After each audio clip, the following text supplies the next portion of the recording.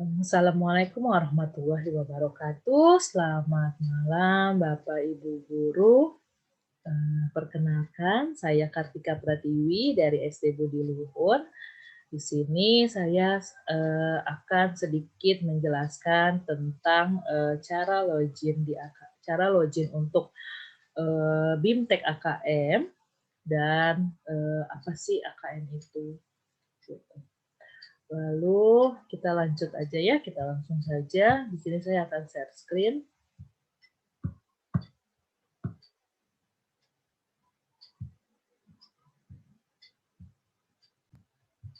Nah, yang pertama adalah tata cara login masuk di program Guru Belajar. Yang pertama adalah kita bisa mengakses link gurubelajar.kemendikbud.go.id lalu pilih layanan masuk.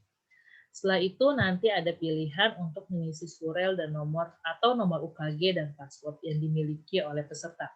Lalu kemudian klik masuk. Yang ketiga, kemudian masuk ke beranda program SIM Guru Belajar, pilih seri AKM.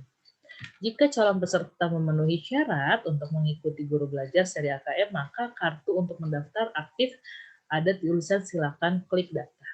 Selanjutnya, para peserta memilih angkatan sesuai dengan waktu yang diinginkan jika dirasa sudah sesuai, lalu klik daftar.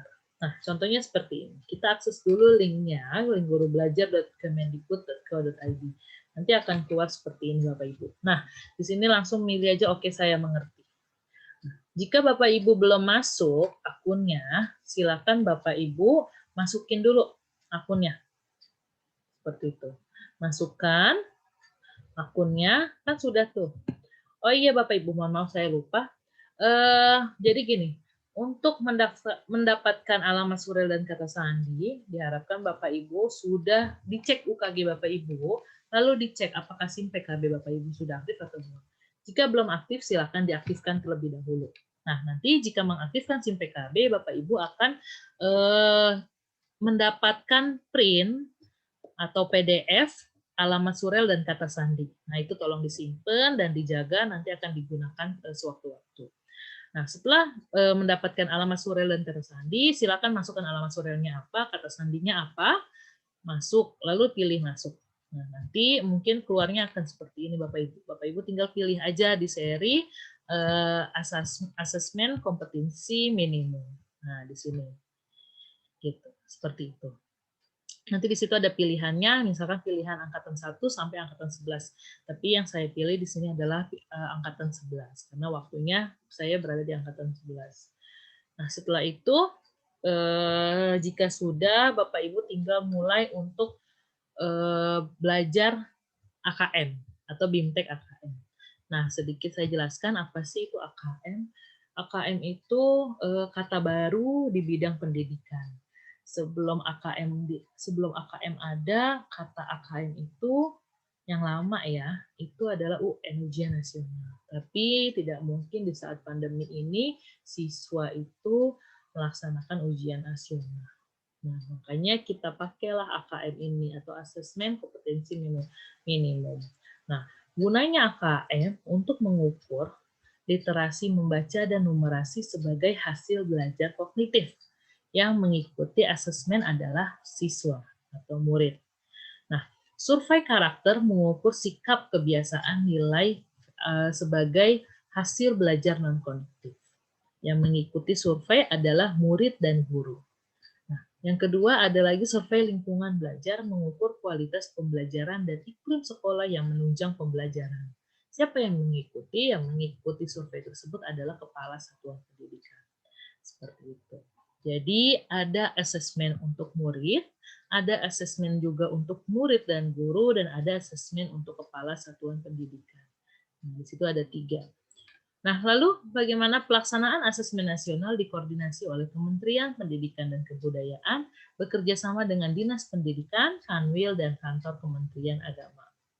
Nah, asesmen nasional dilaksanakan menggunakan komputer dan secara daring atau online.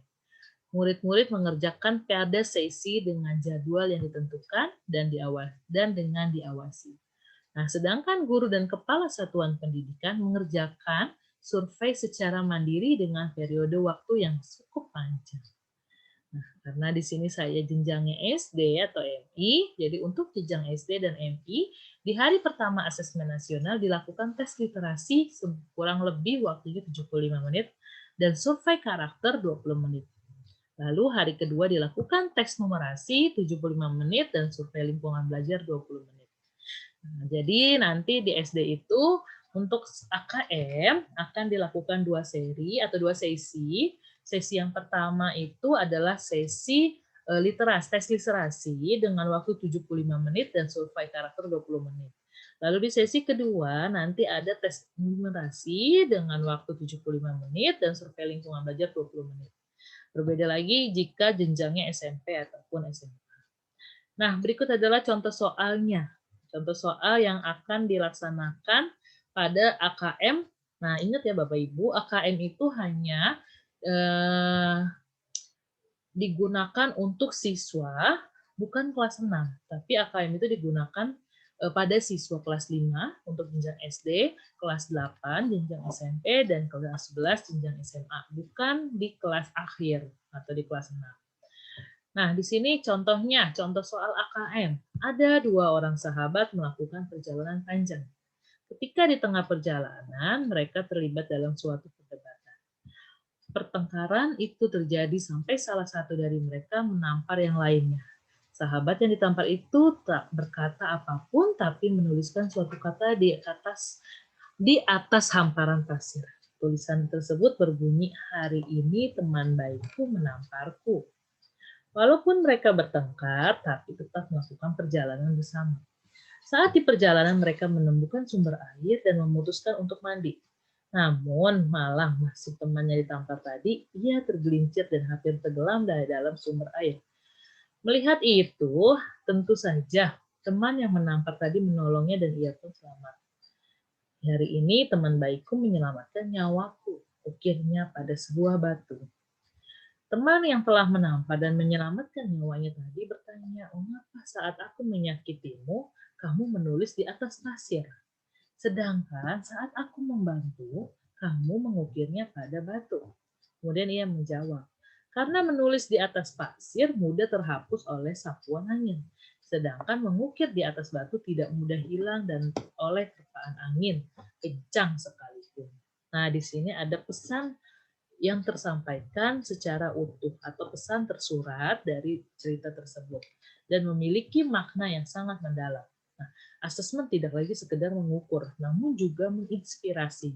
Jadi soal atau contoh soal-soal yang diberikan ke anak itu adalah soal-soal dalam kehidupan sehari-hari dan juga harus menginspirasi siswa gitu ya. Jadi ada pesan tersuratnya, ada pesan tersurat. Nah, yang pertama tentukan setiap pernyataan berikut sesuai dengan isi teks ataukah tidak. Kita lihat di sini. Siswa diuji kemampuannya menginterpretasi dari isi teks tersebut. Yang pertama, apakah perjalanan kedua sahabat kemungkinan melewati padang pasir, atau kedua orang sahabat tersebut dalam kondisi marah ataupun susah, atau pesannya baik dituliskan di atas pasir, pesan yang buruk, atau dituliskan di atas batu. Seperti itu. Nah, kita juga bisa memilih pesan-pesan yang merupakan simpulan dari isi teks. Kita kasih tahu ke anak, di situ ada pesan-pesan yang tersurat ya, yang tersirat. Yang pertama, kita jangan mengingat kesalahan orang terlalu lama. Pertemanan sejati itu akan terbentuk setelah melewati masa perkelahiran dan seterusnya. Nah, seperti itu adalah contoh soal dari AKM. Seperti itu sih Bapak Ibu.